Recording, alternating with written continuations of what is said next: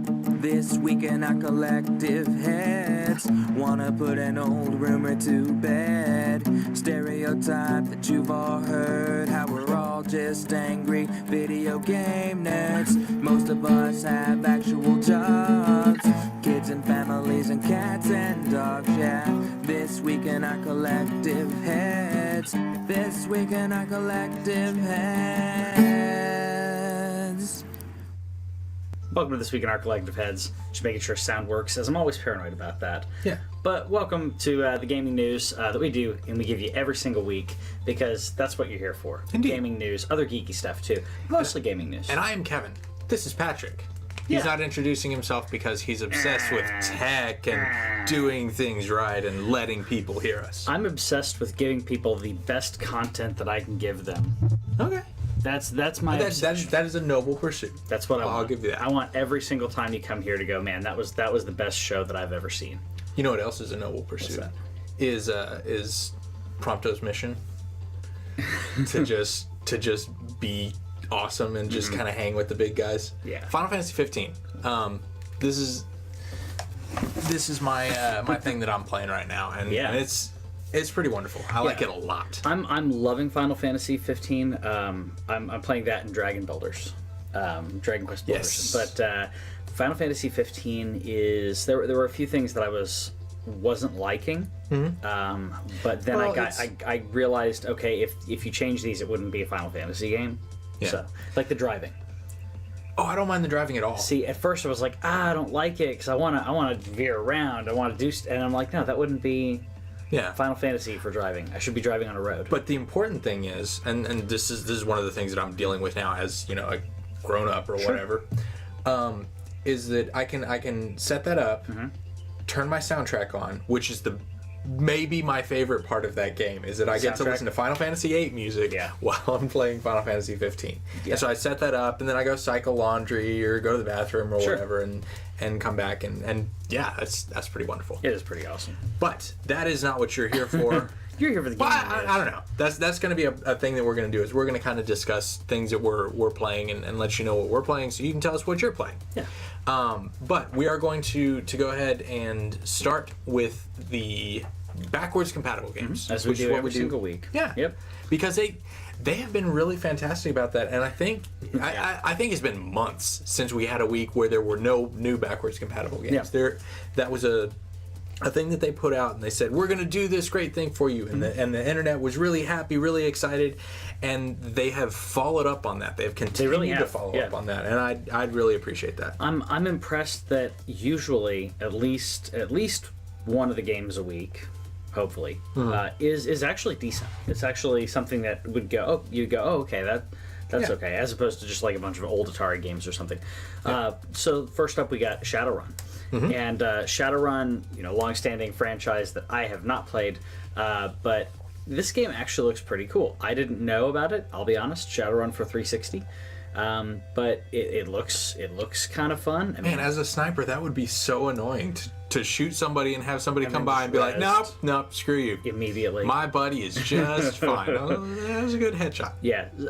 So the Shadowrun world is the futuristic yet magic-y world where it's like our world, except there's all that kind of stuff. So, like I said, it's not a franchise I've dug into a lot, but it's definitely one that I can respect. It's a kind of cool blend of different tech. I like it when they're looking to do something different with it. Yeah. We also got Space Ark, which I don't know. Do you know about Space Ark? No, I don't. Please Okay, tell me about so- Space Ark. so this Space game Ark- that you're making up on the spot. As per tradition, if we don't know it, we make it up. So Space Ark is actually it's actually a kind of like the Coen Brothers redid the Odyssey as Oh Brother Where Art Thou. Okay. So this is a retelling of Noah, All right. but in space. In space. Right. He's- So you just kind of change the setting and do the same story. correct. Okay. But instead of a flood, Is it a supernova? it is a supernova. Okay. So instead of a flood, makes it's a sense. supernova. So you as Noah, which they is spelled kind of weird, and it's got some weird characters in there, but they pronounce it Yeah, Noah, sure, why so you not? know what you're talking about. Okay. So as Noah, you round up all the animals on that planet to get them out. Okay. Now it kind of has a Majora's Mask-esque time-based thing to it, Alright. where you have time, but you also have a way to rewind time and start days over, because you only have 6 days to do it because of the seventh day. To gather up all of the All of them, because on the seventh day, God destroyed everything.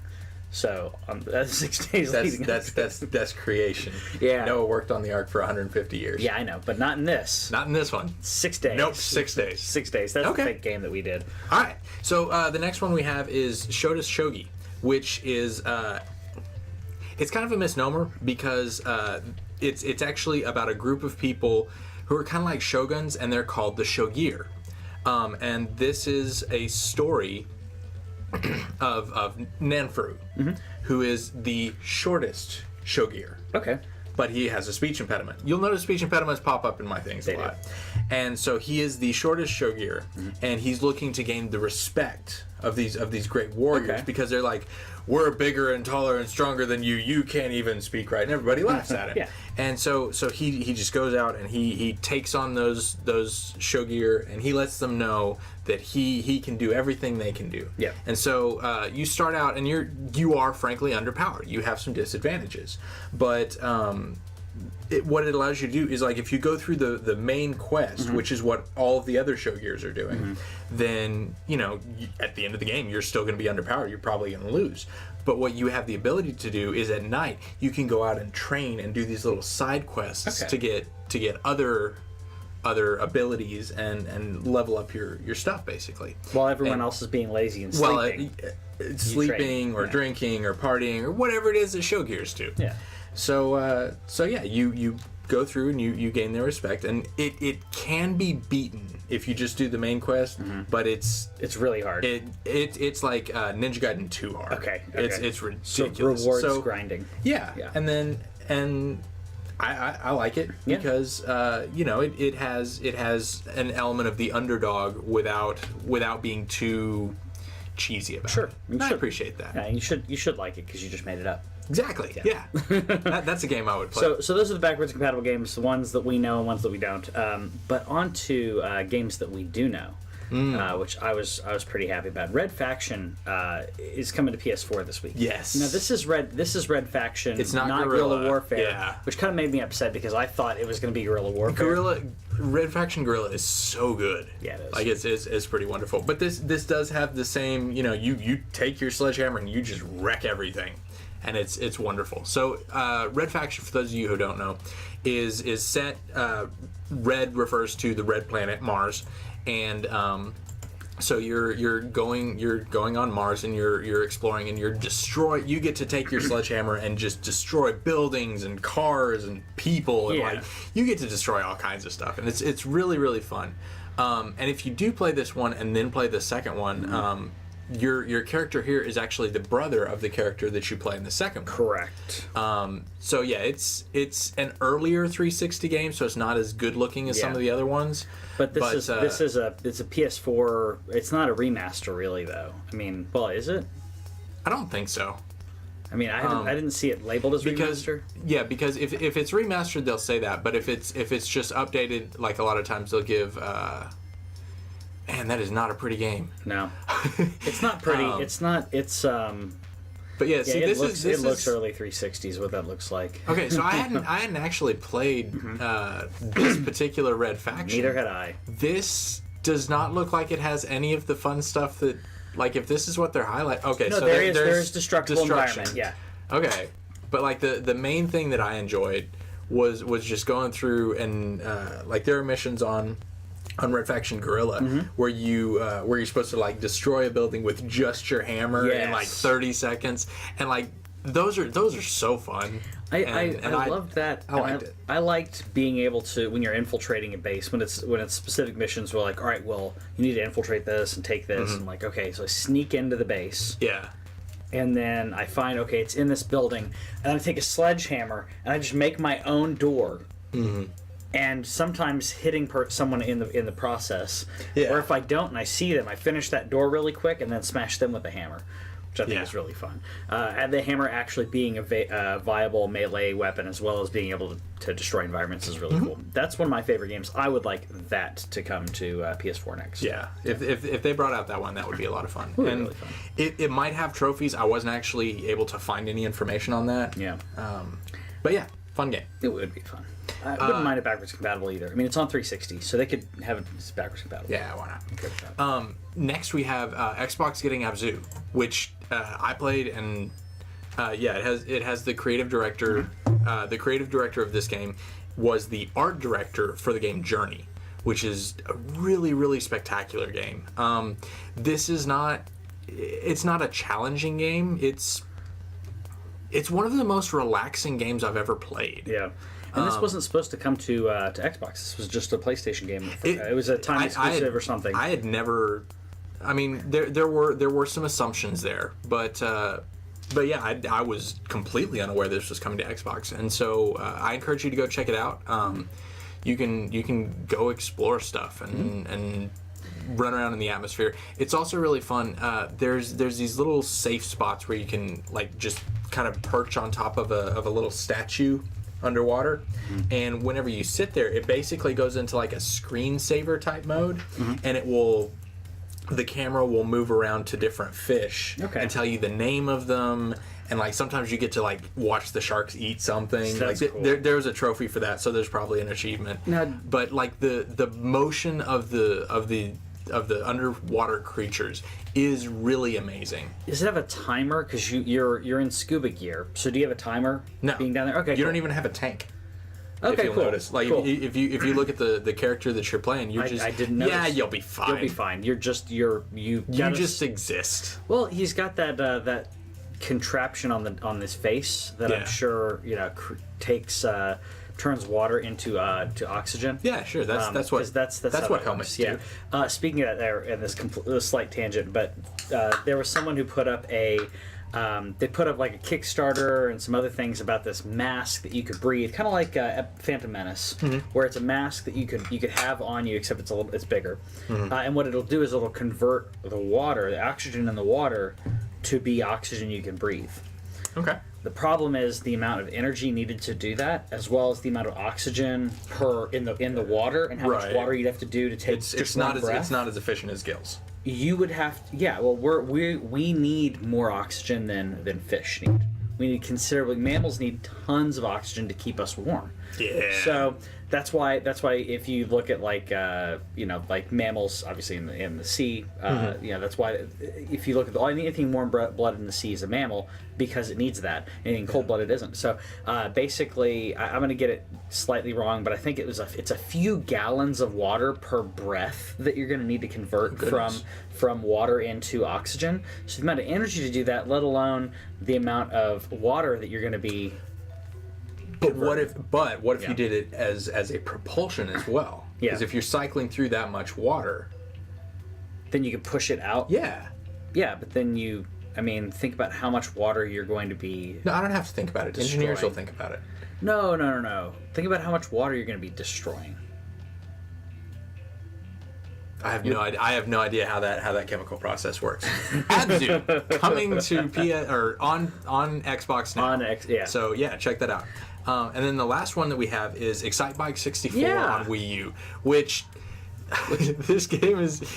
I love watching previous generation physics. Yeah. Because.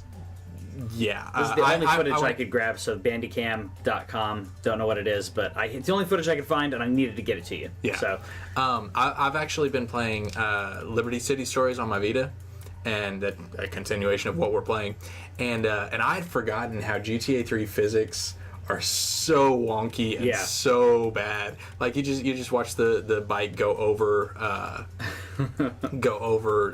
some planks, and it just kind of. That's not how any of this works. Nope. So, but they were so fun back then. Especially so fun. This is This is a Nintendo 64 game. So that's really cool. I mean, you can see the background loading in as you're flying through this. It's hilarious. Yeah, the clip in of N64 was notorious. But back then, you just kind of dealt with it. I mean, we dealt with so many issues as gamers back then. Now people are like, going back is hard. But before it was like, we don't know any better. Now people are complaining. They're like, oh, it dropped to 25 frames. Oh, it's not 60 frames. It's only 37 at times. Yeah. Yeah, shut up. Yeah.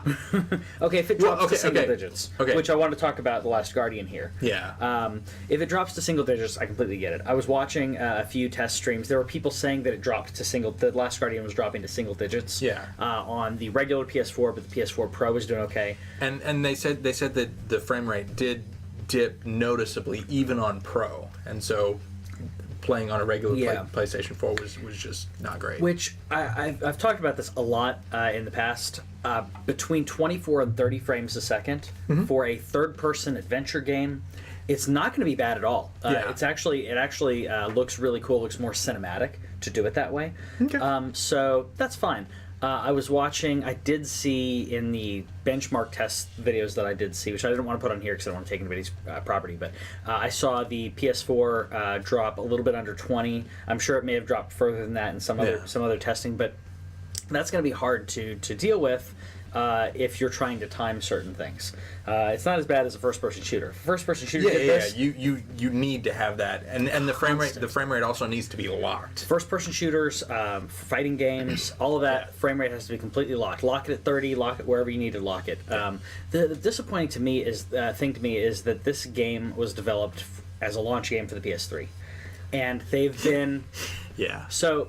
Here's I'm not going to put this as a prediction. This is just something that I know is going to happen. So they came out with a game, and they're going to more than likely patch to optimize it because the graphics that you're getting aren't really what's running it down. It's like AI and other things that are bothering it. So they're gonna more than likely work out some of those quirks.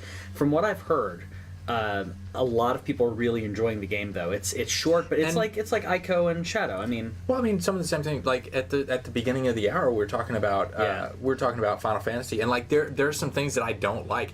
I have not run into this many invisible walls in a very long time. I have not run through this many trees, like literally through a tree, in a long time. But there's something there that's really special, and I'm enjoying that. And so I'm not going to pay $60 for this game.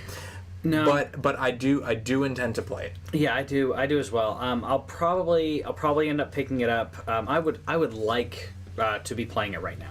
I'll probably pick it up around Christmas. I don't know if there'll be a sale there, but I usually get some gift cards and such, so I'll be able to justify it then.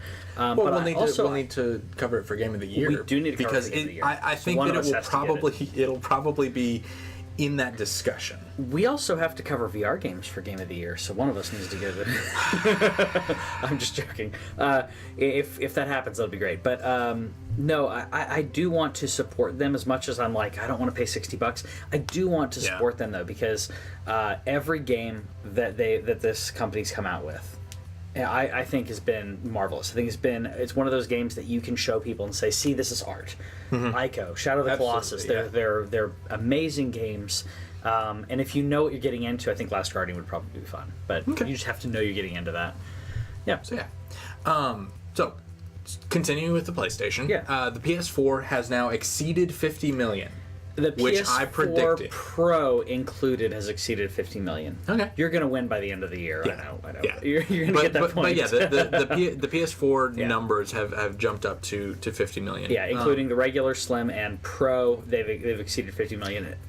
Now, including Slim, which we previously said we will include Slim. Slim is the new model of the same thing. Yeah, we're not going to include Pro, but including Slim, you're going to win by the end of the year. As long as we can get the numbers on that, because if Sony is only giving the numbers this way, we don't have the connections to find out otherwise. Because I did look, and they were including all PS4 brand, which includes Pro. Yeah. Now the reason that I'm going to give you the benefit of the doubt on it, because the majority of people, when it came to sales, the PS4 Pro is selling very well, but the PS4 Slim is selling really well. Yeah. PS4 Slim was the greatest best selling console for Black Friday and that weekend and Cyber Monday and all of that. Yeah. And after a 4-month run of the Xbox outselling the PS4, according to NPD, PS4 jumped back on top for November. Yep. So which happened before the Game Awards. Sorry, the PSX announcement of Last of Us 2. Yeah. Which I meant to grab it on here, but someone posted a thing. It was saying Microsoft, we've been winning for 4 months in a row. PlayStation, hold my beer. Yeah. I got this. Yeah, it was pretty spectacular. Yeah, but I think both brands are doing really well. Now that we have the Xbox One S, I think they're doing great next to each other. I think Xbox One had a really rough launch, but with the Xbox One S, that thing is solid as a rock. So I'm absolutely loving that.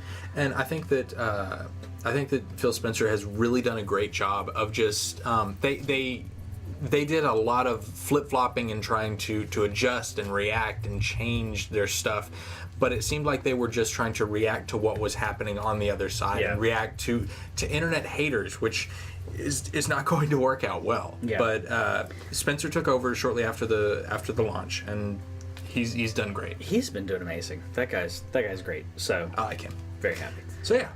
All right. So in interesting news for me that I'm super excited about. Sure. Afterbirth Plus is coming to Steam in January, which is the upgraded version of Afterbirth. Yep. Which is Binding of Isaac Afterbirth, and this is the one that allows mods, and so it's technically a smaller update than Afterbirth was, but with mods that's gonna go absolutely crazy, and so I'm actually gonna go ahead and check it out on Steam, even though, I even got a countdown for you. So the countdown is up on the web on their website. So 23 days and 31 minutes as we're recording this. So this will be about 22 days if you watch this on YouTube or listen to this on a podcast. But still, great stuff. Glad that's happening. Yeah. So I'm stoked about that. And looking forward to seeing what the modders have come up with. Definitely. Because I haven't even jumped into that scene. I know that it's kind of there unofficially. Yeah. But this is going to streamline it and make everything much easier for people. Well, I think that I love that they keep putting out such great product, and for McMillan and those guys that small team to be able to put this stuff out consistently. People complain about why isn't it coming to Vita? Why is it coming here? Okay. Hold on, there's not that many people. Yeah, and this Afterbirth Plus is going to be the end of Isaac. So this is where it ends, and then he goes on, he continues, he does his other stuff, he does Ouroboros and his other projects, and he's going to work on that, and I'm just as excited about that. But like once this is kind of in the can and completed and everything, then I feel like Nicholas will pick that up and run with it. Yeah. So we'll see what happens there. They're still talking about console and Vita and stuff, and they're saying we're working on it, but honestly, it's not a priority because their Steam community is way more vibrant and alive, which is cool. So I have no problem with appeal to your base. Yes. Yeah. But we talked about Final Fantasy earlier on the show. We're both enjoying it, and some people have been, after a recent announcement, some people have been kind of doom and gloom about it, which is dumb. So Final Fantasy 15, they laid out a post-release plans, which they were calling their roadmap. Yeah. And this is what basically taking, they're fixing some story elements, they're fixing some balancing towards the end of the game. Yeah, I just watched that part. They're fixing some balancing towards the end of the game, some story issues, they're adding some cutscenes, and a bunch of people said, see, this is why I didn't buy the game. Yeah, shut up. The game is really good. For them to continue to add this stuff, I wish this was out on launch. One thing that kind of bothers me about it, though, is if you've beaten the game, like a few of our friends have, if you've beaten the game, you'd have to play it again to see some of this stuff. So I'm hoping there's a way that they'll allow you to see some of the cutscenes, or maybe to play the cutscenes that you've missed. Yeah. It's still not the same as experiencing it on your playthrough, though. Well, and the other thing is like I don't know. I'm happy with the game as is, because Colin's been really down on this. Colin from Kind of Funny has been really down on this, and he's been like, see, this is why I didn't buy it at launch. And I'm like, it's got issues. Yeah. I'm still having fun. I'm enjoying myself, and being able to be part of the conversation, when this happens, has been something that's really fun. that one of my Towing the biggest car. one of my biggest issues is Cindy. That character is unnecessary and like really overtly aimed at 13-year-olds, and it makes me kind of uncomfortable. Like when you have her like fix your car or whatever, she does basically a bikini car wash, and it's got an angle from like inside the car that's like, here's her breasts. And I'm like, yeah, cool. I don't want to try to explain to my girls why this angle is happening. You don't. Yeah. Well, my problem with it is that Final Fantasy doesn't need that. You can have. You can have attractive women. I mean, okay, Tifa... Strong, attractive women. women. I mean, Tifa is a strong, attractive woman now, and she didn't have cleavage showing. She was wearing basically, like the half shirt and short shorts. Yeah. But she wasn't showing her butt crack or her cleavage or basically they wearing didn't have a enough bra. polygons for cleavage, to be fair. That's a lot of extra polygons. But like, I don't know. Yeah, I think that character could have been rolled into Sid, and he could have been just like a mechanic do-it-all. Oh, yeah. And plus, I love Sid. Yeah. Regardless of which Sid we're talking about. But I was really concerned when I first started playing the game, and I was like, did they replace Sid with Cindy? Oh, I was ready to be so mad at that. Well, so they're gonna keep working on Final Fantasy 15. They also mentioned more playable characters. More playable characters. I'm guessing is Cindy. I think that Cindy will be able to join your party towards the. I already have a high-pitched, annoying guy. Like, Prompto is my favorite, but he's still kind of annoying. Yeah, he is. But yeah, that's probably going to happen. Yeah. In really great. Speaking of things that are probably going to happen and then maybe get shut down immediately. Yeah, Nostralius is coming back. Yes, the World of Warcraft Legacy server fan run. We talked about this a while ago, and they had their launch thing, and Blizzard shut them down. Yeah. And Blizzard said, "Okay, we're gonna take care of you. We've noticed that this is something that you're into. We know this is something people care about, and we're on board with you." And the people in charge of Nostralius, they gave them time, and they're like, "Okay, we in good faith, we will sit back. We will keep our stuff down and not do anything." Yeah. BlizzCon came and went, and they did not say a word. Yep. They didn't say anything. So Nostralius is like, all right, well here, and Blizzard's also always talking about how difficult it would be and how hard it would be to handle this. And so Nostralius launched and made public their source code. They're like, here is all the information you need to publish this. There is no reason you can't do this. Yep. So, ball's in your court. We're gonna do this until you do it right. Yeah, I mean, they publish the source code, and Blizzard can do it. It's Blizzard doesn't want to allocate resources, because you have to allocate resources to adjust any issues that do come up. You have to allocate resources to actually have people in the game to run the servers. You also have to have specific people. If you're having someone who's abusive to other players, you have run mods and admins and stuff like that. And I get that. Hire the Nostralius team. Yeah. Problem solved. You could. Yeah. And those servers, the Nostralius server is more active than any World of Warcraft server currently. That's hilarious. Yeah. So and a lot of those people will be happy. Do you still pay for World of Warcraft? Or not you personally, but is there still a subscription? Yeah, and I do personally, because Whitney and I have been playing. Okay, which I may but be I mean that's the thing, is like people are willing to pay for this, but if it's not available, what can you do? You can play up until level 20 for free. Okay, but your chat is reduced. Your party, like if you want to party with people, you have restrictions. Meh. So moving from PC to 3DS, Box Boy 3 has been announced for Japan. Oops, which have you played Box Boy? I have not. Box Boy is a puzzle game that I enjoy. Yeah. Because that's the amiibo. I don't know if they're ever gonna ever bring this. I think the game will come stateside. The amiibo I don't know about, because it's just a little box on an amiibo stand, and I don't care. I think it's fun. I think in order to get this thing, I mean, I don't think Box Boy is kind of popular enough here. Yeah, very few people even really know about it. Yeah. But it is a really good, fun, clever puzzle game. Yeah, it is. And like you said, if it's just a box, it's going to be hardcore people, so a lot of people will import this. I mean, they're also selling it for like the equivalent is like $3.50. Wow.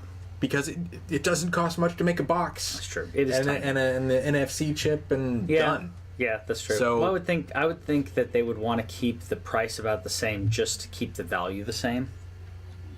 But maybe that's just me. well, but it's even more niche than like the Animal Crossing stuff or whatever. Yeah. Like this is just the 3DS crowd, just people who are okay with super low res graphics and simple gameplay, and like it like the circle narrows. How many people are still collecting amiibos though? Because every time I go into Target, when I go anywhere, they're like slashed like crazy sales. Yeah. They've reduced the amount of them. A lot of the other Toys to Life stuff, even the Lego stuff, slashed. I've seen a lot of sales on those. I haven't been posting about them, except for a couple that if it's like $5 for Ganondorf. Yes. Yeah.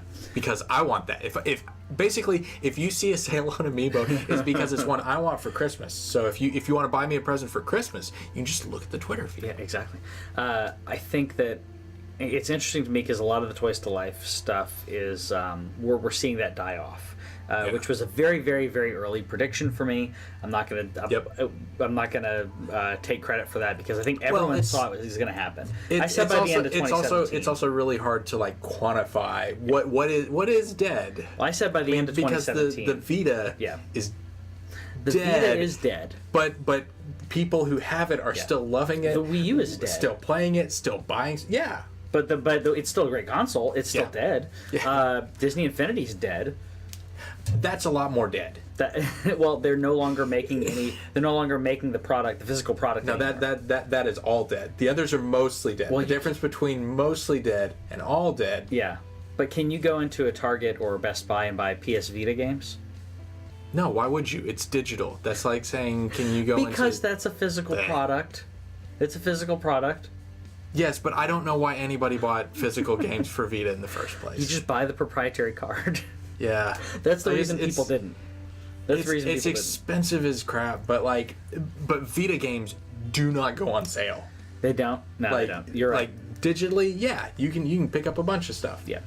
I mean, I got Dragon Quest Builders, which you should do too. Yes, I get. We both collectively recommend Yes. Dragon Quest Builders. That game is a lot of fun. Yep. And it's got the 9-year-old approval as well. My nephew loved it because he plays Minecraft. I handed it to him, and showed him a couple little quirks here and there, and he was like, "Well, how do I get water?" I'm like, "Well, I haven't gotten that far. I don't know if you can create buckets yet." I don't think so. I haven't gotten that far. Haven't gotten that far. I showed him here's the mallet, here's the sword, and so he was going to build a house, and then he realized, oh well, you've got a town already, so he started replacing some of my walls with bricks, which is what I was going to do anyways. That's why I tweeted you saying, "Is this my main town? Like, can I spend some time here? Like, or am I going to be like, oh, not to spoil it, but like, should I invest some time to reinforce the walls?" Okay, if yes, you should reinforce the walls, but I don't know if this is going to be your only town. Okay. I've reached a point where if there's going to be more towns, I'm about to go there. Okay. So I'll tell you. Tune in next week. Yeah. And I will tell you if you should invest in that town. Yeah, but now because of the attack, I've had one attack, other than the normal like things that just come around and attack. But I've had one official, hey, they're gonna attack, defend this. Man, you've got a ways to go. So, well, I got the mallet, and then I spent the next couple hours of gameplay harvesting copper and iron and whatever. So I've got some ways to go because as soon as I did that, I was like, yeah, I'm spending, and I haven't been doing the actual quests from that point. So. Yeah, I've got some ways to go. So from Box Boy to Dragon Quest Builders recommendations. Yes. Speaking of Dragon Quest Heroes 2 has been confirmed for a Western release. Oh, cool. Which was the Musou raw army against hundreds of thousands of Dynasty Warriors, but with Dragon Quest characters. Which speaking of which, because you're talking about things that don't go on sale, I still need to play Hyrule Warriors, but it never goes on sale. Nothing goes on sale. It's Nintendo, Nope. so. Hey, So I they can't don't do that. No, they don't. And it's not. We're always telling you, if you can't afford it, Redbox it. The Wii U selection at Redbox is like one game, and it's not there. Yeah. Yeah, Like, it's it's bad. I've seen a couple red boxes that don't have. Actually, the two that I go to frequently do not have Wii U games anymore. Yeah, So, it's a dead console. it is rough. Yeah, it is. It's rough. Poor Patrick. But what it's also rough is being gay in Russia. Being Which- gay in Russian is pretty tough. Crazy segue, but this is one of those things that keeps popping up, and it, the amount of anti-gay laws just crack me up because when you get to ones like this, you're banning FIFA. Yeah, Russia is banning FIFA because it has this shirt, which is gay propaganda and promoting gayness. Yeah. All right. Even if it is, I don't care, because that would be someone supporting, saying, "Hey, I support you, and I'm not gonna." Pull that back up for a second. No, if you're gonna ban this, Yeah. ban it because it's backwards. It's backwards.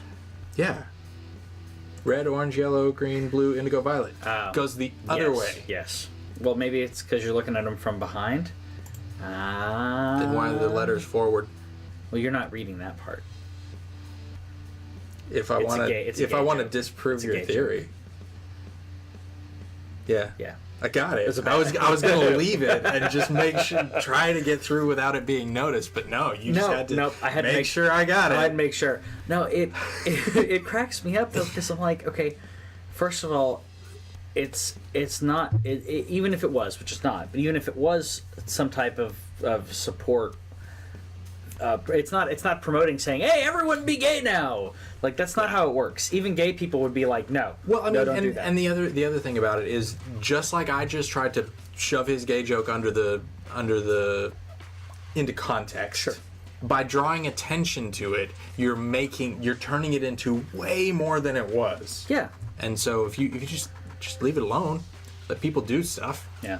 Yeah. And people will always say, which I freaking hate. They're like, "Well, what about the children?" Well, first of all, children shouldn't. I mean, the children need to know that whatever you want to be is okay. Yeah, and then Which is very important. and like for my kids, like they know that like when Patrick when not you didn't have a Not boyfriend. me. When Tyson and his boyfriend Sure. came over, we talked about them in the same terms. That's how you do it. You don't, by not drawing attention to it, Yeah. everything becomes easier. Yeah, it doesn't make a big deal about it. They know that that's okay. That means there's less bigotry, and that also means that if they have some feelings, Yeah. that they're not conflicted and having issues, and there's so many reasons why these anti-gay legislation and stuff is irritating. And even if this was to say, "Hey, I support LGBT rights," what does it matter?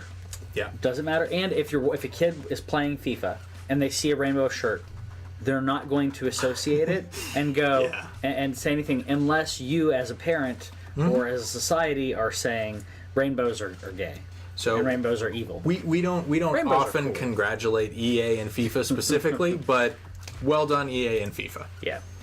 Actually, you won't hear me congratulate FIFA very often about anything, because that is a horrifyingly corrupt organization that has human rights violations Yeah. and literally gets people killed. Yep. Moving on. Okay, so happy news for me. Uh-huh. Ska Studios, which is the studio that put out Salt and Sanctuary like a year ago. I think so. I mean, it's been a minute. I played it for a little while on my PS4, but honestly, because of the way that it's done, the way that the artwork is done, I think this is going to fit wonderfully on Vita.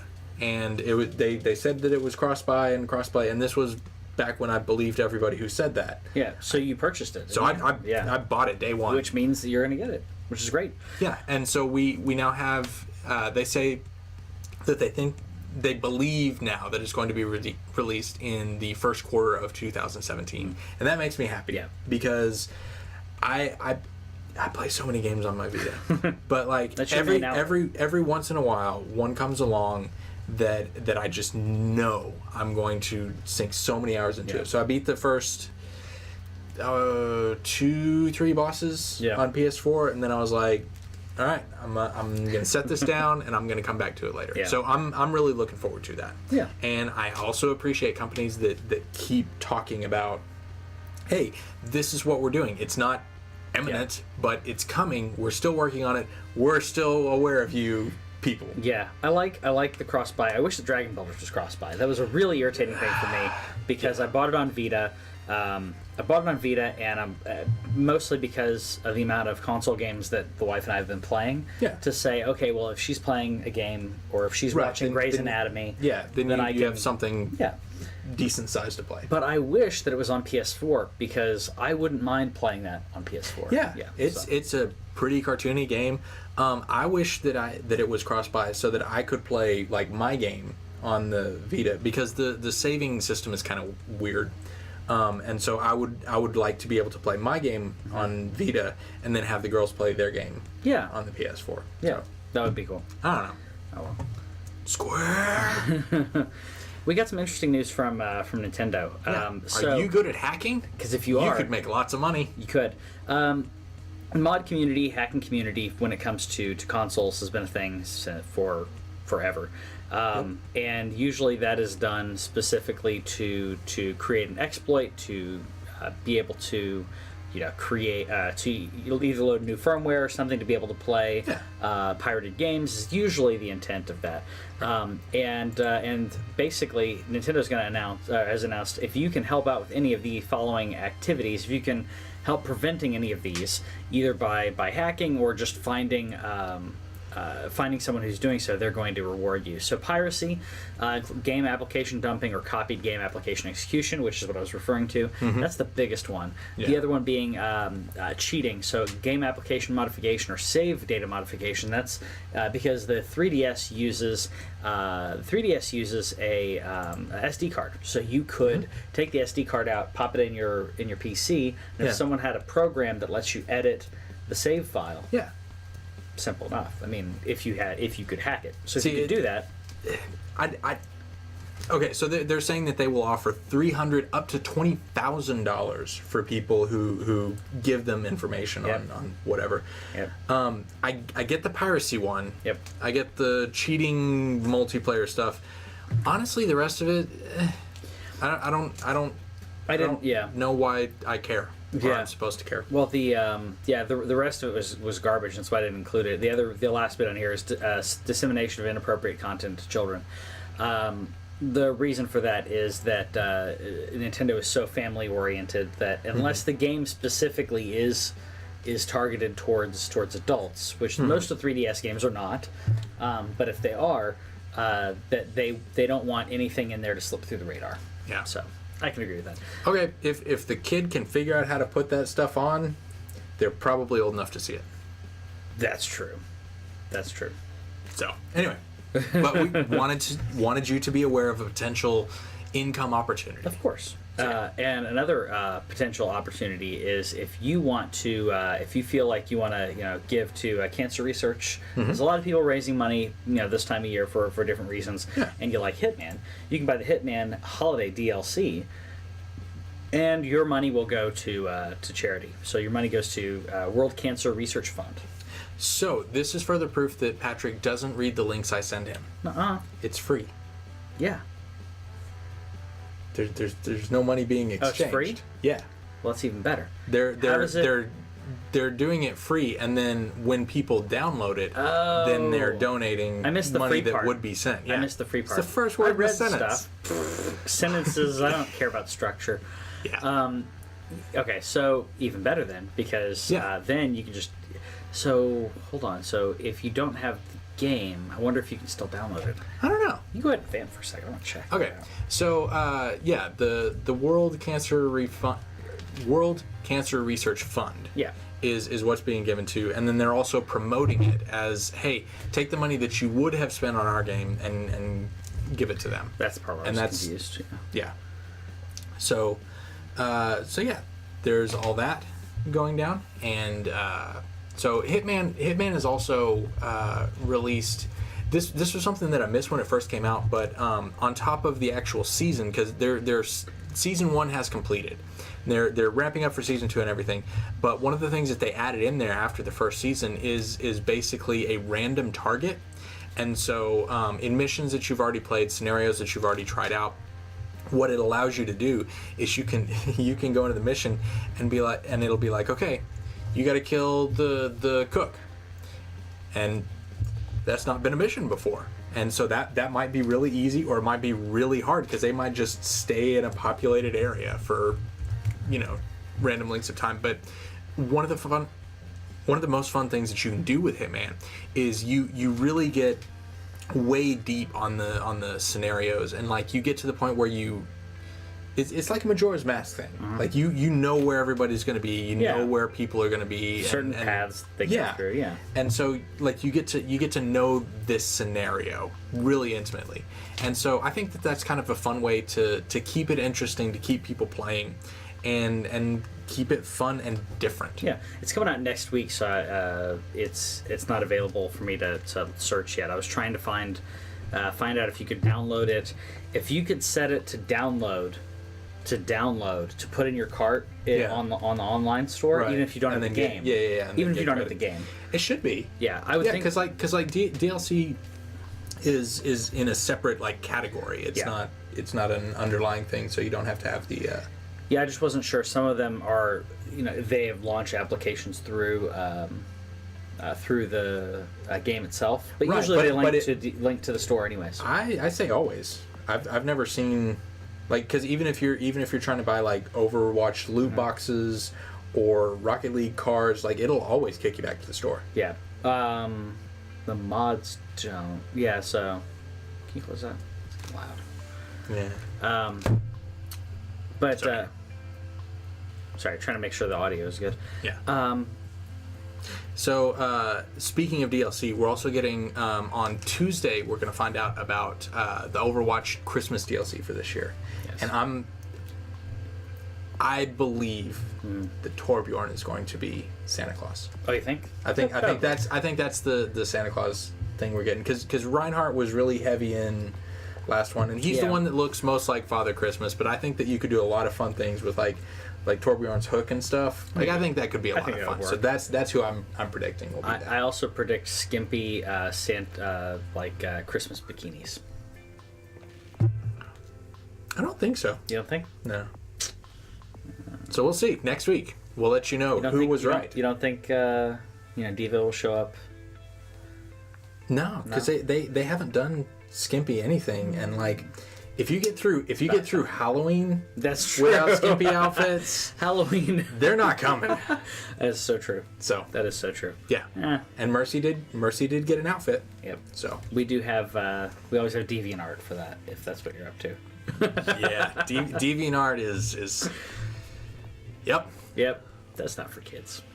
Or it can be, but mostly not. Yeah. What else is not for kids is Doom. Yeah. Because chainsaws. Yeah, chainsaws and gore and explosions. But yeah, they're adding in multiplayer bots, which makes me happy and kind of reminds me of Counter-Strike, because I was never good enough to play against people. Yeah. But I could kill some bots. Not only that, what I always used multiplayer back in the day when they always had bots, what I would do is I would set the bot difficulty to easy, and I would go, okay, am I doing really well against bots? All right, let's bring the bots up to the next difficulty level. Yeah. And basically train myself that way. Now it's not as good as AI, but then if you go from that into legit multiplayer, you know what you're doing. You have a good idea about the maps at that point. You know your character. You kind of vetted out a lot of things, which I basically playing Overwatch. I picked character after character after character until I found one that worked for me. And even then, it was because we were all playing in a group, and specifically, was told about every single character and said, "Hey, this guy does this." I was like, "Oh, that sounds like fun." Yeah. So if that had bots, would have been, I've tried to do that with bots, and it never loaded. I don't know if that. Have you tried that in Overwatch? Yeah, I don't have any problem with it. Okay. Like I went through all the characters. I waited 2 minutes, and then I said, "Screw this." I'm out. I'm not, because I can play. The fact that I can do a pickup game, a random pickup game in like 45 seconds or so. I mean, it is great. But I love that they're getting the multiplayer bots. They're also dropping the de novo anti-piracy, which I'm glad that they're doing. At the same time, it still bothers me when it comes to... whenever I look at anti-piracy things like this, it bothers me in regards to archiving these things for historical purposes, because at some point, if you have, if you're trying to archive this so that way people can continue to play it, and you have some type of server check systems or anything like that, always bothers me. So good for them to do that, but at the same time, if you haven't picked up this game, I'd encourage you to do so, because it's been on sale for quite a while. Did you haven't picked it up? No. I thought you did. Okay, No, I looked at it. Okay. Very intently. Okay. And then I didn't pick it up. Because I have it, but I have it digitally. So yeah. It's been on sale pretty often, and my guess it's going to be on sale again pretty well on Christmas as well. I really liked it. It did get the action game of the year, rightfully so. I'm surprised Overwatch didn't get this, but none of the games in the category were really action games. They're all first-person shooters. That's a different story. Yeah. So we also got some news about the new Battlefront. Battlefront 2, which is supposed to be coming out next fall. Yeah. Which is not what we're seeing here. This is Battlefront 1. Yeah, and I don't understand. Well, I mean, there's even a Star Wars Battlefront 2. Yeah. Sorry, is Battlefront or Battlefield? This is Battlefield. Sorry, Battlefield. Battlefront is actually the game that we're going to be talking about. Battlefront 2, Star Wars Battlefront 2, is really hard to find information about online because Star Wars Battlefront 2 already existed. Yep. And it was on 360, and lots of people played it, and there's wikis and guides and cheats. It was on PlayStation 2, and it was awesome. Oh, okay. Yeah, Star Wars Battlefront 2. Okay. Yeah. I didn't realize it was back that far. Yeah. But anyway, so EA has confirmed that they are actually going to put the single player campaign in, and they said, yeah, we're sorry about that. We just really wanted to get it out before the first movie came out, and I still maintain that was because they weren't 100% sure that was going to be what it was. They're like, Force it's Awakens? Star Wars. Yeah. We hope it's good, but we just need to get this game out just in case it's not, and Star Wars just doesn't. That was the dumbest bet ever. That was the dumbest bet ever. Everything leading up to The Force Awakens told me this was going to be a massive hit. I didn't expect it to be as big as it was. Yeah, but it was not going to be a dud. But Star Wars has burned us so hard in the past. It was scary to me. George Lucas has burned us so many times in the past. Okay. And George Lucas wasn't allowed to touch this. Yeah. He gave them the ideas and said, "Here's what I was going to do with 7, 8, and 9." And they went, "Thanks." Put it right in the bin, just immediately. Yeah. Which, by the way, he did see Rogue One already. Which everyone has to report. Everyone has to report on George Lucas and how he feels about Star Wars, even though he has no. I get it because he created it, but it's not in his hands anymore. So whenever someone interviews him and they're like, George Lucas said that Episode 8 is going to be about this. No, he doesn't know. He doesn't care. Yeah, Well, the thing is that like when he's given free reign. Yeah. We've talked about this. We've talked about this, but he liked Rogue One. But like, yes, but he also liked Episode 1. Okay. So why do we listen to his opinion at all? Because if you watch the behind the scenes stuff when he's screening Episode 1, he's going, I guess it's too late to take that out. What do you guys think? I don't really like that part, but can't really take it out now. Like, really? Yeah. Okay. There's clips of him them screening it. I've never seen that. I only watched the behind the scenes of the making of Episode 1, where you see him talking about how, quote, Jar Jar is key to this whole thing, and then you see an entire room of people go collectively and simultaneously. It's really fun to watch. You can watch like 4 or 5 people simultaneously go, yeah.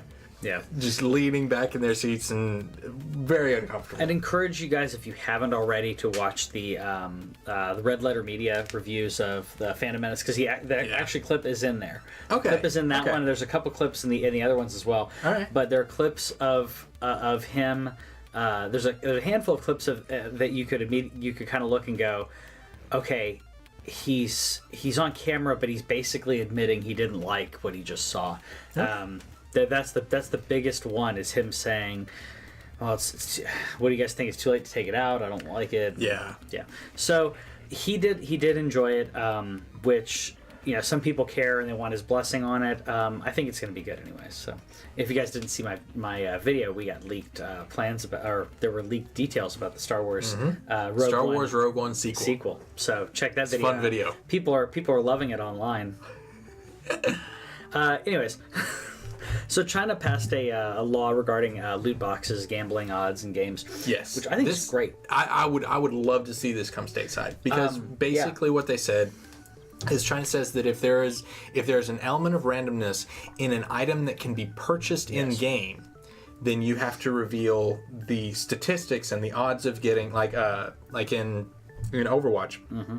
If you get a loot crate, then you have there's the commons, the rares, uncommons, and then like the super rares and the skins and all that kind of stuff. And so you never really know what you're going to get. You could buy 100 loot boxes and only get 15, 20 skins. Sure. But we don't actually know the odds, except based on what people have reported, anecdotal evidence, stuff like that.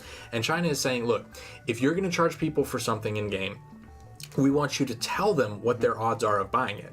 And people will on the back of a lottery ticket, it tells you you're not going to win. Your odds are one in a ridiculous amount, and it depends on how many. The further up it goes, the more money, the more people buy, the less your odds are. Right. At the same time, but people still buy them. The lottery is still a for-profit company that still makes money. Well, and the way Magic the Gathering and Hearthstone work, they say, hey, you're going to get this many cards. Mm-hmm. You're going to get at least one of this value. I do like that. You could get, and then Hearthstone isn't. I haven't seen them overt about it, but Magic the Gathering has been overt about saying, okay, well, you get this many commons, this many uncommons. And Magic, it's you could get a rare. It's 1 in 5, and then a mythic rare is 1 in 5 of those, 1 in 10 of those. So it's okay. There's certain statistics where if you there's tiers, and you can kind of make a more informed decision on how you want to spend your money. And that's if you want to buy, like you said, if you want to buy 100 loot boxes, if you want to buy a booster box of Magic the Gathering cards with 100 boosters in it, or whatever. I just opened 50 Hearthstone packs, because I hadn't spent my gold on anything, and the new expansion came out. So I took all of my gold and I spent 50 on 50 packs, which doesn't let you do it all, open them all automatically. So I had to drag it over and click each card, drag it over and click each card 50 times. What fun! Yeah. So, but if you want to do that, there's some odds on there. You should know the odds. The other reason that I like this is that this is becoming so much more prominent in gaming and the CS:GO debacles and stuff. So I'm glad this is coming out, because I wish they'd actually crack down on the ways that people are basically selling boxes and stuff, and having their own lotteries like the CS2 Go, whatever it was. We need more crackdown on that, but at least knowing the odds really helps. Crackdown. When's that coming out? Yeah, when is Crackdown coming out? I don't know. They've been working on Crackdown 3 forever, and that game looks like so much fun, and I want to play it. I loved Crackdown. I love Crackdown 2. Speaking of things we're looking forward to, Nier Automata is going to have a demo that's going to be next week. So I'll just tell you about it next week. It's December 22nd, which is, I think, not this coming Wednesday, but next Wednesday. Yeah. And so we'll talk about it then, because we'll probably have more details on it. But I just wanted to mention it here. We'll have more details on it, and that is leading up to Christmas weekend. So chances are we will play it and tell you about it after Christmas. Oh yeah, I'm gonna play the heck out of this. This looks like so much fun and so crazy. I'm looking forward to it because I liked Nier. Nier is one of those games that I did not expect to ever get a sequel or never get anything else on. It's kind of like Lost Odyssey. Yeah. Like I never expect Lost Odyssey to get a sequel. It'd be cool if it did. Okay, so this is gameplay. Is she doing damage? Because it doesn't look like she is. It looks Not like there. she's just sparking off of it. So why are you? I don't see. Why are you doing this? I don't know. I don't know if this is someone. Yeah, see, when those plates come up, there you go. There's some. I can't see a damage meter though. But when you saw those those armor plates come up, you can tell that she's not doing damage at that point. But Yeah. right there, I think was doing damage. That's not. Okay. But yeah, this game looks like so much fun, Yeah. and I cannot wait to play it. Yeah, I'm really looking forward to it, and I think we mentioned this before. So we will obviously be here next week, but we won't be here for Christmas because we'll be with our families. We might put up something special for you guys, or someone may stream something. Our news show won't be there. The following weekend, though, will be. Yeah, with math serves me correct. Yeah, that's the New Year's. Yeah. So the following weekend we'll be at Nerd Year's Eve, Marvelous Nerd Year's Eve in Dallas, downtown Dallas.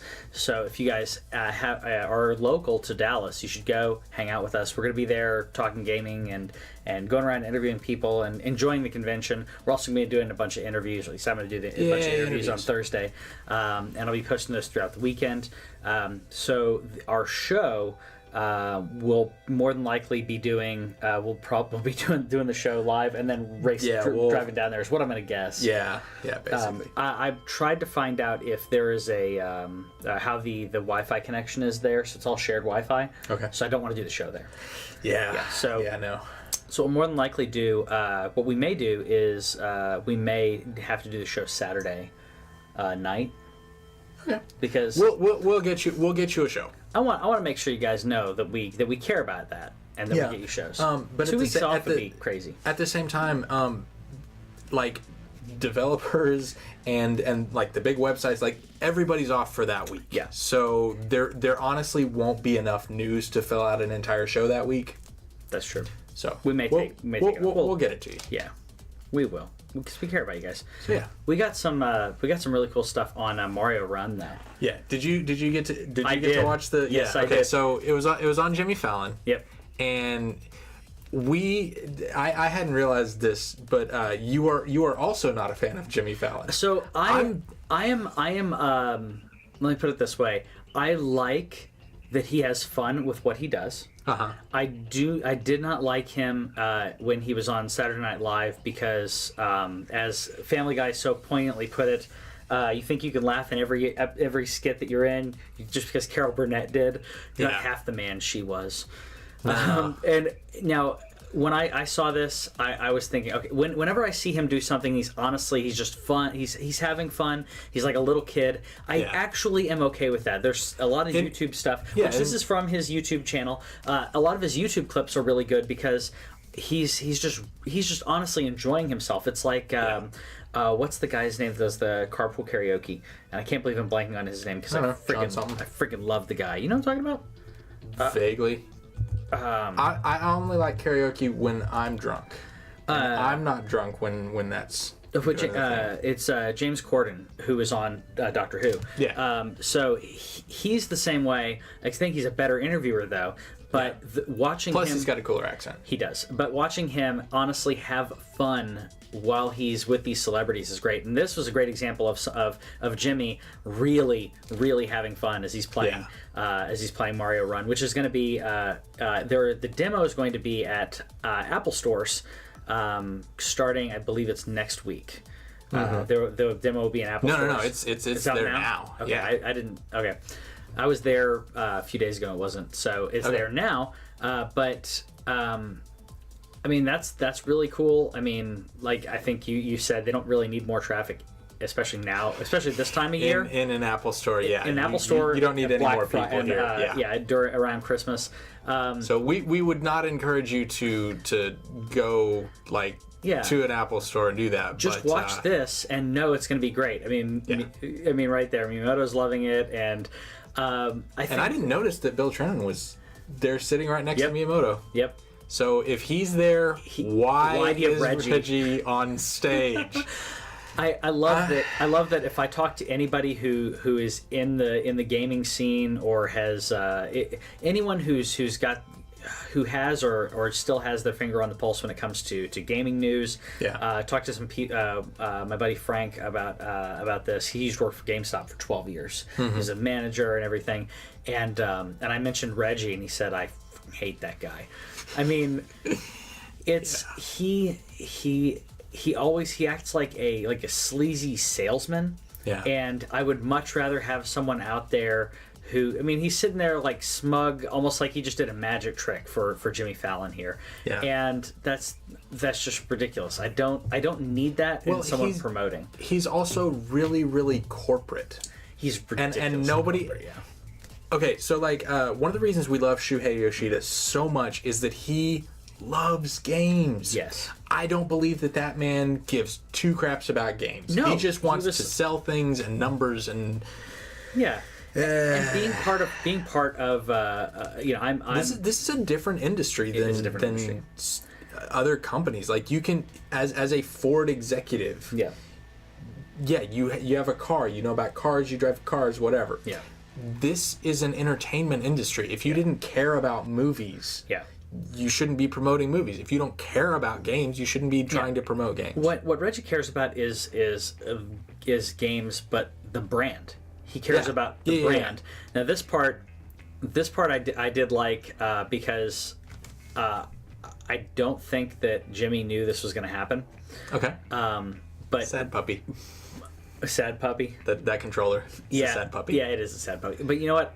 Even then, it doesn't look near as ergonomic as the Pro controller.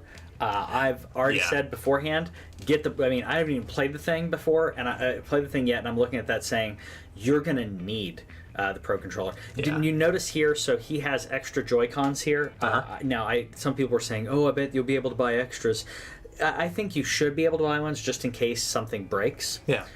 It's like if the Wii U gamepad breaks. That's So I'm hoping you'll be able to buy it for extras. But I do like in this case, he's gonna start playing the Switch. Reggie's gonna start playing. I'm gonna fast forward just a little bit. If it'll let me. It won't let me. Stupid. Okay. He's gonna start playing it. But if you notice, he's already got the Joy-Cons on the Switch, which if they have extra, if you can buy them extra and they're not terribly expensive, then that may be something that some people want to do and already have hooked up to their Switch. If it's less than $50, you could hook up the Joy-Cons to that and lock it in, because he's playing right now, and I didn't get a good look at which controller he's using. I'm guessing he's using the he's using the Pro right now. Okay. One of the other things. Okay, so they had said that they weren't going to say anything for, what is it, a month and a day from today. Correct. Is January 12th they're going to have the big event. Yes. But there is still some news that we can pull out of this. Yep. For example, we now know how these are going to be charged, what kind of connection they have. It's USB-C. I didn't notice that. Yeah, because when in a minute they're gonna take the Switch tablet thing out, and you can actually see the bottom of it, and people have zoomed in, and it's USB-C, which is awesome. Yeah, because that's not proprietary special thing. It's just like you just buy a bunch of cords and you have enough to charge all your stuff. Yeah, and that makes me happy. That's how I was gonna say most. I was gonna say that we have some micros as well that are out there, but USB-C is still not only that. If you don't have a device for this, that's fine. To be able to buy a USB Type-C cable. Yeah, just go to the regular electronics section and be like, this one. And then plug it into your USB adapter that you've got for your phone. Exactly. I have one on my laptop. That also means that you're not going to have to pay exorbitant amounts of money to get a separate charger. Which, if the battery life is going to be as low as we think it is, if you're playing Breath of the Wild, I don't think you're going to get more than 3 hours out of that thing. I was going to say 4. I'm guessing you're going to get 4 hour. It's not gonna last forever. No, it's not. I'm going to guess it's about a 4 hour gameplay cycle. Which honestly, That's not bad. I know that you play a ton on the go, but the fact that you have that type of charger is cool. Yep. But if you're just saying, hey, I want to take this out with me to play if I want to play it, and then play a little bit during the day and bring it home and charge it on the dock. Yeah. If you're talking day to day, I know your schedule is different, but like mine would be, hey, I'm going to go somewhere, undock, go play, come back, dock. I'm not going to run out of battery life. Yeah. I mean, and if I am, I should be bringing chargers and stuff. I do love the kickstand. Yeah, the kickstand's fun. So, like, because you were talking about your hand cramping when it came to 3DS. Yeah. I mean, also if you look there, you don't have a way to kind of curl your fingers around. If you do, it could get cramped. So to be able to play around with that is really cool. Yeah. Also, how quick that undocks and plays is great. So, one other thing to point out is like if you're watching the video, if you've watched this video, when you look at the screen, it looks kind of washed out and faded and whatever. Yeah. Studio lights are ridiculously are way brighter than you think they are. Yes, like the light in here while we're recording is way brighter than you think it is, and so this is basically he's playing in sunlight. Yeah, at this point, and in so sunlight, I'm okay with that. Yeah, I'm completely okay with that. The screen there, I had seen in the YouTube comments and stuff, people complaining about that. Okay, so it's not going to be quite that intense. Yeah, playing Vita in sunlight, which I know mine does better than yours when it comes to sunlight, but even then, it's hard. 3DS isn't great either, but Vita is not great in sunlight. It's kind of, you kind of have to position yourself if you want to do something like that. Yeah. But it looked a little bit washed out, but you could still play it. It was still viable. Yeah, and then the last couple of bits of news, Elite Dangerous, which has been a huge game on PC for a very, very, very long time, and I think it's on Xbox too, is coming to PS4, and this makes me happy because I have not seen a space combat like we had that one a couple months ago free on PS Plus that just really wasn't all that, but this kind of space combat looks really, really fun, and flying through asteroids and shooting things and missiles, and like this game looks like so much fun. This reminds me of obviously of like X-Wing and those kind of games, but also kind of reminds me of Descent a little bit, which is I loved Descent. Just I don't know, just I guess the cockpit structure and everything. Yeah. I loved space games, space sims, or piloting. Any type of ships like that, even Mech Warrior, which, by the way, Mech Warrior is going to, side note in news, which we don't have a lot on, Mech Warrior is going to be a thing again. Yeah. I loved doing those kind of things, and I would love to play something like this on VR, which with the PlayStation VR theater mode, you can. It's not going to be, as great as if the game was made for it, but that's a cool option. Yeah, and I'm looking forward to seeing how that looks, and I'm glad that it wasn't a launch title, because I feel like if they had just kind of ported it on and be like, here's the game, it probably wouldn't have been nearly as good. I feel like they've had time to actually adapt it for the PS4 specifically, and so I think we'll be getting a better game because of that. Yeah. We talked about Switch. I should have mentioned this earlier when we were busy talking about Jimmy Fallon. But so Switch is going to get GameCube games. This is not confirmed, but I feel confident reporting it because it's come from enough sources and correct. Yeah. And in addition to the sources on that, you hear about the sources about digital purchases for your Wii U to get to Switch. I have not heard about those. The rumor is that it'll be just like Wii to Wii U. The upgrade. There you have to pay $1, $2, $5, whatever. Yeah. I'm okay with that because then I don't have to buy the game completely. I'm paying to support them porting it over, making sure it works right, and if it works right, I'm going to pay $5. I'm completely fine with that. So if I can grab my Wind Waker game, because Wind Waker was remastered for Wii U, and if I can pay $5 to get that over on my Switch, I'm doing it. I mean, come on. So. The more that I look at Switch, people are complaining about that, but the more that I see of Switch, the more that I look at things like this, the happier it makes me, because I was worried, and yes, this is a rumor, but I was really worried that Nintendo was going to say, all right, fresh start, cut off everything from previous generations, and we're now in a console generation where we are used to getting whatever we had on the previous generation comes over. Yeah. Now, does that mean your Wii titles that transferred to Wii U can go over to Wii?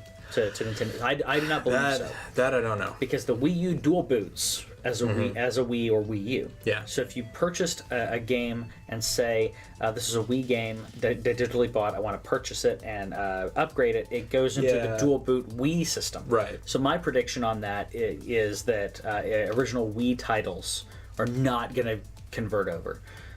Yeah. Which means that there's a lot less that you're going to be transferring over, but I'm okay with it. Yeah. So the 3 games that they had was were the confirmed rumors. Was Smash Brothers for GameCube, Luigi's Mansion, and Sunshine, I think was the third one that they were talking about. But the 2 games that I want to see is Mario Kart Double Dash. Yes. And then Super Monkey Ball, because that was the bet. Like, Super Monkey Ball, bringing it to Wii should have been perfect. That seems like a thing that would work wonderfully, but it just didn't. Yeah. It was not fun. It was wonky and everything. Yeah.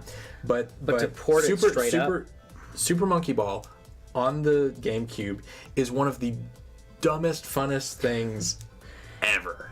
It's so fun. And not having to, if they're doing just a straight up, emulation, or because this is going to be basically the Switch emulating on it. Right. And straight up emulation, Super Monkey Ball, that's fine. Wind Waker's already been done. I'm sure there's a handful of other ones that people would enjoy being upgraded. But. So because of the way that they've been doing prices so far, like most Nintendo games are $5, Super Nintendo's 10, and then GameCube is 15. So or the not GameCube, N64. N64. Right, is 15. So the GameCube games will probably be $20. I would absolutely pay $20 to play Double Dash again. Yeah. And if they're doing the My Nintendo the way that we think it is, and I can buy them digitally, those will go on sale a lot more often than actual Nintendo games do. And I want to support them. Don't want to buy used, but I don't want to pay $60 for a 4-year-old game, which is what Nintendo expects you to do sometimes. And so if they can have regular sales and we can be picking those up for, $10, $20, $15 a piece, I will buy the heck out of those. Especially for digital. To do it every now and then. I think that Steam showed that if you cycle and you have sales every now and then, really, and PlayStation had some really great ones for their anniversary as well, and they have ones for holiday. It doesn't devalue the game. And you can still what happens is you end up getting a lot of purchases in that time frame, and then you bring the price back up. Well, one of the other things, I forget who it was that was talking about this, but there was an indie developer who released a game on Steam, and they were like, okay, here's our game, and it was like $20 or something, and it went on the 99-cent bin. And they said they made more money off of the 99-cent sales than they did when it was $20. Well, if and 20, 30, it doesn't cost and it doesn't cost the developers anymore, and they got enough money from that to make their next game. See, that's great. And that's the thing is even if it's just $1, $5, $2, you are still supporting the developers, and it doesn't cost them any more. To do that. Exactly. So that's why we're hoping. That Nintendo will move to that model. So let us know in the comments what GameCube game you would like to purchase. Which ones you hope are going to be available on the Switch. Which one would you grab that hasn't already been remastered? We'll see you guys later.